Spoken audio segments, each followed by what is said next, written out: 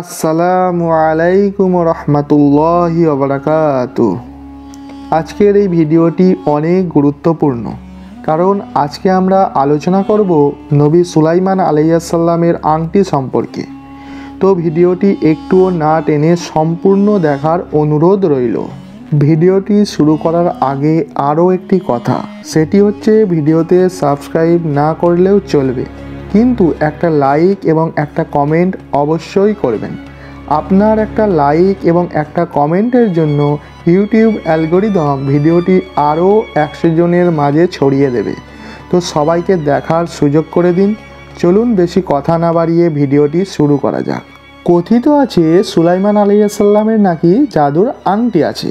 এ ব্যাপারে বলা হয়ে থাকে সুলাইমান আলাইহিস সালাম একজন মহিলাকে বিবাহ করেন। ওই মহিলা তার গৃহে তার অগোচরে মূর্তি পূজা করত, আর সুলাইমানের রাজত্ব ছিল তার আংটির কারণে। একদিন তিনি টয়লেটে যাওয়ার সময় অভ্যাসবশত আংটিটি খুলে তার ওই স্ত্রী আমিনার কাছে রেখে যান। এমন সময় একটি জিন সুলাইমানের রূপ ধারণ করে সেখানে উপস্থিত হয় ও তার কাছ থেকে আংটিটি নিয়ে যায়। অতঃপর সুলাইমান বেরিয়ে এসে দেখেন তার সিংহাসনে অন্যজন বসে আছে এবং লোকেরা সুলাইমান আলাইহিস সালামকে অস্বীকার করে।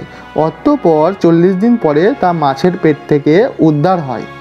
অতঃপর সুলাইমান আলাইহিস সালাম তার আংটি পরিধান করে রাজআসনে পুনরায় অধিষ্ঠিত হন। এই গল্পটির কোনো প্রমাণ নেই। উলামায়ে কিরাম তা ভ্রান্ত ও বাতিল বলে প্রত্যাখ্যান করেছেন। এতে অনেক অসঙ্গতি রয়েছে, যা একজন নবীর ব্যাপারে কখনো সঙ্গত নয়। আল্লামা ইবনে কাসির রহমাতুল্লাহ আলাইহে গল্পটি ইহুদি খ্রিস্টানদের কল্পিত কথা বলে প্রত্যাখ্যান করেছেন। এছাড়া অনেক আজগুবি কথা রটিত আছে। তিনি নাকি জাদুর শক্তির বলে সব কিছুকে অনুগত করেন। তার সিংহাসনের নিচে জাদুর জিনিস লুকায়িত ছিল। এসব কথা কুফরি।